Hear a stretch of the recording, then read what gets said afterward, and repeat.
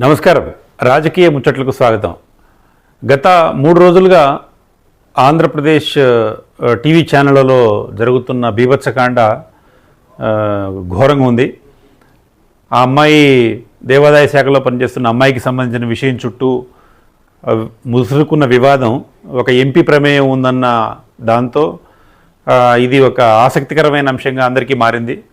ముఖ్యంగా వైఎస్ఆర్సీపీ వ్యతిరేక మీడియా దీన్ని అద్భుతంగా వాడుకుంటుంది. దాని మీద విపరీతమైన కథనాలు, చర్చలు జరుపుతుంది. ఈ క్రమంలో తెర మీదకి వచ్చిన విజయసాయిరెడ్డి గారు చాలా ఘోరమైన భాష వాడారు. ఆయన ఎంపీ స్థాయికి తగ్గ భాష కాదు. ఆయన ట్విట్టర్ హ్యాండిల్ చూస్తే కూడా అదే అర్థమవుతుంది. ఆయన అధికారంలో ఉన్నప్పుడే విపరీతంగా చెలరేగిపోతే కొద్దిగా గుణపాఠం నేర్చుకున్నారేమో అనుకుంటే మొన్న మాట్లాడిన ప్రెస్ కాన్ఫరెన్స్లో మాట్లాడింది వాడు వీడు అనటం, కొంతమంది జర్నలిస్టుల పట్ల విపరీతంగా వ్యాఖ్యలు చేయటం, ఇదంతా కూడా ఖండనార్హం. ఇలాంటివి క్షమించకూడదు. ఆయనకి ఏమైనా ప్రాబ్లం ఉంటే మేనేజ్మెంట్లకి ఫిర్యాదు చేసుకోవాలి, లేకపోతే ప్రెస్ కౌన్సిల్కి ఫిర్యాదు చేసుకోవాలి. వివిధ వేదికలు ఉన్నాయి, వాటి మీద చేయాలి. అంతే తప్ప ఇష్టం వచ్చినట్టు విలేకరుల సమావేశంలో మాట్లాడటం, ఆ విశాఖపట్నంలో విలేకరులు కొంతమంది చప్పట్లు కొడుతున్నారు, ఇక్కడే వచ్చింది సమస్య.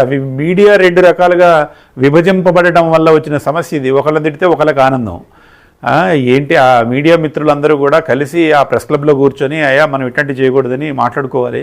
ఇది దారుణమైన విషయం. ఇది ఇట్లుంటే తెలుగుదేశం అధికార ప్రతినిధి ఆనం వెంకటరమణారెడ్డి గారు నెల్లూరులో జరిపిన విలేకరుల సమావేశం కూడా ఇంతే ఉంది.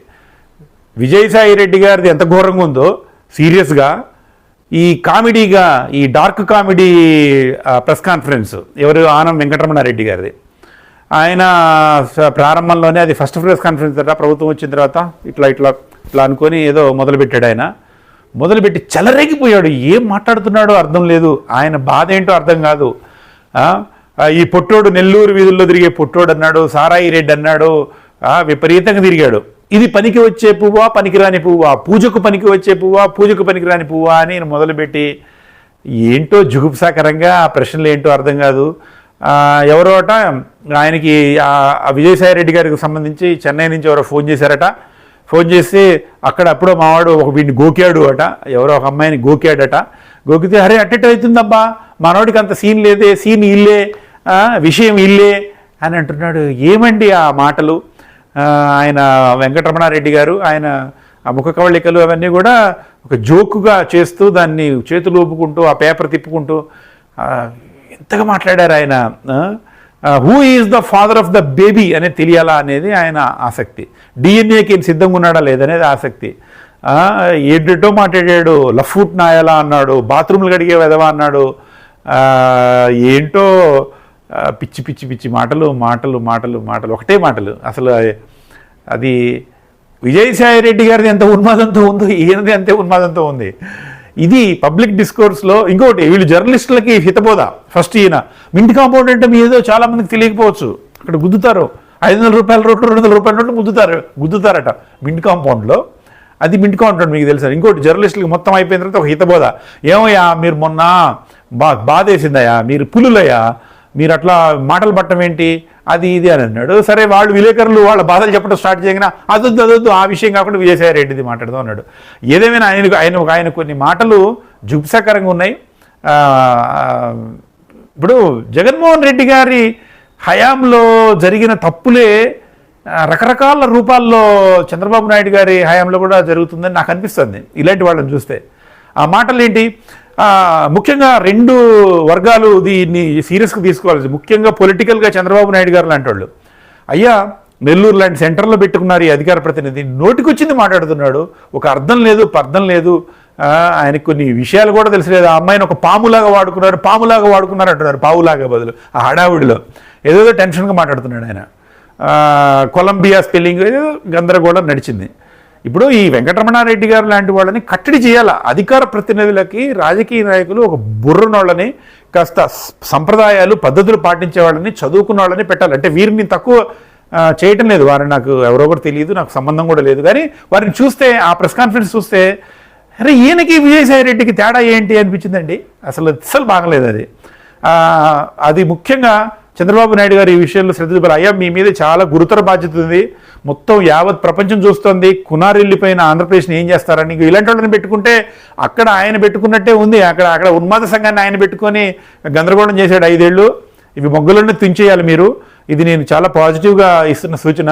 ఇంకొకటి, టీవీ యాంకర్లు ముఖ్యంగా మా మిత్రుడు వెంకటకృష్ణ గారు కానీ, లేకపోతే ఆ సాంబశివరావుడు గారు కానీ, ఆ మహాన్ న్యూస్లో ఉన్న మిత్రుడు వంశీ కానీ, మూర్తి గారు కొద్ది గొప్ప నయం దీంట్లో. వీళ్ళు ఈ వెంకటరమారెడ్డి గారిని కూర్చోబెట్టుకొని కొన్ని చేస్తుంటే, నేను ముఖ్యంగా వెంకటకృష్ణ గారు చేసిన షో ఒకటి చూశాను, సాంబశివుడి గారిది షో చూశాను.